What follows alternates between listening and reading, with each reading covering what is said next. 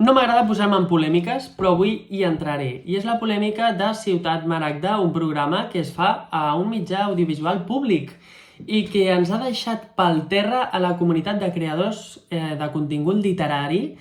I jo ara vull respondre a aquest programa que la veritat m'ha destil·lat molta caspa. Primer de tot, dir que crec que no totes les persones han opinat malament, que hi ha hagut algun moment de lluïdesa, però que en general té la marinera el que s'ha dit, perquè s'ha dit coses de l'alçada d'un campanar. Jo m'he assabentat d'aquesta polèmica per l'Ània Posada, per la Mar de Llibres i altres companyes d'aquest mundillo que ajuden a crear una comunitat i que compartim lectures, perquè senyores i senyors, si tant us molesta que la gent jove puguem llegir i vulguem compartir el que llegim amb més gent, a veure, jo us poso en situació, crec que ara és molt més fàcil que jo pugui parlar amb algú del que llegeixo si ho poso a xarxes que no pas si m'he d'esperar a que el meu amic es llegeixi aquell llibre en concret o que la meva veïna també li interessi la mateixa lectura. No, és que ara podem conèixer a nova gent i compartir el que sentim quan llegim, perquè crec que és això el que fem en general. I se'ns ha deixat de com que bàsicament només repliquem com els llibres més comercials o el que sigui. Doncs no,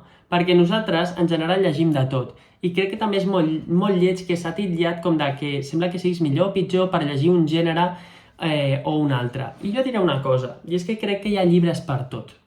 I llibres per als diferents moments vitals, perquè potser un dia estic rebentat mentalment després del treball i el que em ve de gust és una cosa lleugereta, que m'entretingui, una cosa romàntica, una comèdia, alguna cosa així. I potser arribo un altre dia i em convé més reflexionar i em llegeixo un altre tipus de llibre. I qualsevol que miri el meu perfil veurà que hi ha llibres de tot tipus en el meu cas. I no passa res, o sigui, podem parlar dels llibres que vulguem i dels que ens agradin. I jo vull aclarar una cosa, estic igual d'orgullós, igual de que m'hagin enviat llibres tant editorials molt grans com editorials petites.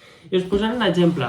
A mi m'encanta haver rebut llibres de Penguin, de Gadir, que és de clàssics, una independent com l'altra o un autopublicat. O sigui, tots els llibres em mereixen el mateix respecte i em fan la mateixa il·lusió. I crec que s'ha simplificat molt dient que només repliquem una sèrie de coses comercials quan no és així. I igualment, crec que s'ha de respectar que cadascú llegeixi el que li doni la gana. I ara aclararé una cosa per mi. Quan jo rebo un llibre, no tots els cops, però la majoria m'han preguntat «Ei, t'interessa aquest llibre?» I tu dius «Sí o no». He refusat llibres perquè potser no m'interessaven i no seria honest si jo digués que vull llegir aquest llibre? Sí, n'he refusat. I això crec que és un acte de sinceritat. De la mateixa manera que sempre aviso de quan un llibre me l'han enviat o no, i dic gràcies per l'enviament o frases d'aquest estil. I no m'importa perquè he de ser sincer, però s'ha de saber que quan m'arriba un llibre la majoria de cops és perquè he dit que m'interessa. I si hi ha algun dia que m'arriba una sorpresa, normalment és perquè l'editor, l'editora, l'autor ha pensat que em podia agradar i me l'ha fet arribar.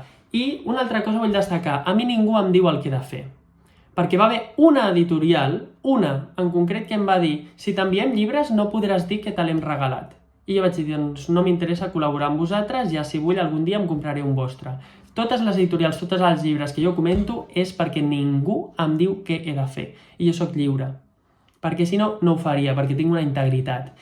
I dit això, crec que hauríem de deixar a banda aquest elitisme de comprendre que tots i totes podem comentar el que vulguem, perquè això és la democratització de la cultura, senyores i senyors, que puguem dir el nostre parer sense que ningú ens posi traves a les rodes.